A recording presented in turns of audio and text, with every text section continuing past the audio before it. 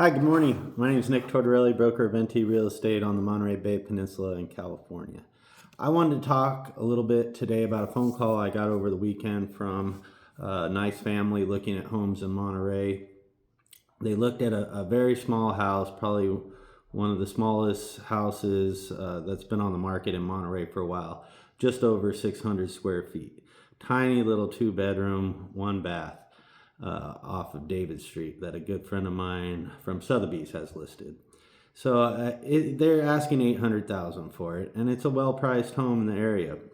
However, my buyers, being new buyers, and I think it's really common, which is why I wanted to make this video, ask ChatGTP to give them square price, what it should be based on price per square foot.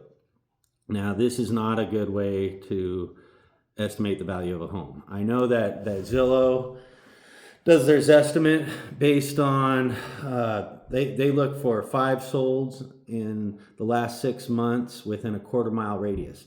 Now, if Zillow can't pick up 5 solds, they're going to go to a half mile, then to 3/4 mile, then to a mile. So they're going up in quarter-mile increments until they find those 5 or maybe 6 solds. I don't know exactly what their algorithm is right now, but this is the gist of it.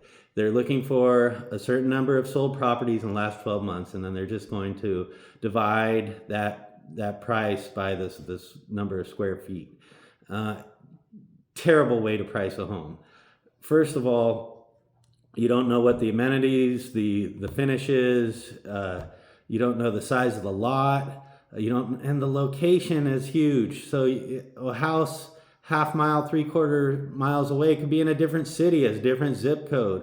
You could be talking about a house with an ocean view compared to a house with an apartment built in the back of it. There's just so many different factors. Do not look at price per square foot. It doesn't work. Especially when you start looking at much smaller homes. Of course, that price per square foot is going to be much higher than a very large home. And at some point, the price point is just going to stop. No matter how small that house is, you're going to have a bottom kind of marker, whatever you want to call it, for homes in that area. So in Monterey, good luck finding a single family house that's in good shape, that's not a tear down, for under $800,000. So very confidently, and knowing my good friend that was the listing agent, knowing that he's going to do his research. This is a brand new house on the market, so I didn't get a chance to look at it before I got a call from a potential buyer. It was maybe on the market 2 days, I think 3 days today.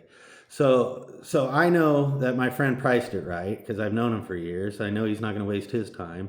And sometimes the market expert, such as myself, knows more than ChatGTP. I don't get to say that very often, but today I do. So I can say with confidence, and I asked my friend, I said, hey, this client wants to, when they did their calculations, price per square foot, they thought at the low they should offer 500, at the very high 700. I knew 700 on an $800,000 house in Monterey that's priced very well was going to just be a waste of my time, the client's time. No point in going through that whole process. So I did ask my friend, the listing agent, hey, let me know, if you get an offer. And I told the buyers, I said, I expect they'll get an offer at this price point very close to asking. And I expect it'll be soon. I think the buyers didn't really believe me. They were skeptical. They thought I was just trying to make a sale and get them to, make a higher offer. Last night at 10 o'clock, my friend texts me. This is a few hours after I talked to the buyer. We just got an offer in, $780,000, plus they're doing the sewer lateral, which is going to cost $10,000. So it's essentially a $790,000 offer. Just what I thought.